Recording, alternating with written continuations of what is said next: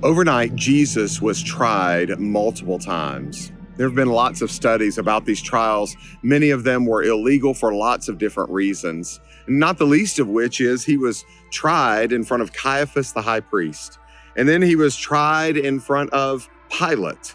Then he was tried in front of Herod. And they didn't really get the answer, so they took him back to Herod and tried him again.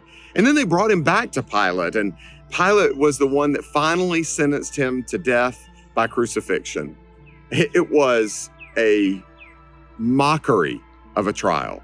There was no reason that Jesus would be tried and found guilty. That's why he was tried so many times. They were just trying to hang some claim on him that would allow him to be removed. They finally found it in Pilate, even though it was ridiculous. In the midst of that, though, they placed a crown of thorns on his head.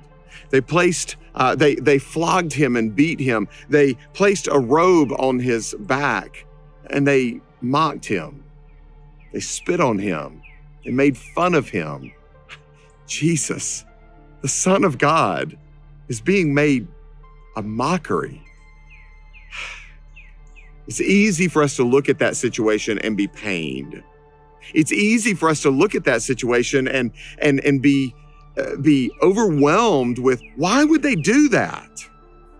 But then when we turn the mirror around and we look at ourselves, we realize that we may do some of the same things.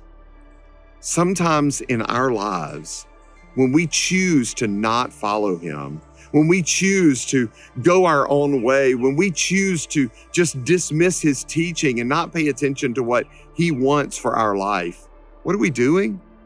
We're making a mockery of him. We're placing a crown of thorns on his head saying, you're my king, but really not. I'm just kind of making fun of you.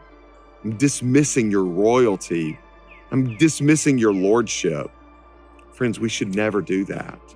We need to recognize the responsibility that we have in our lives to follow Jesus, no matter what.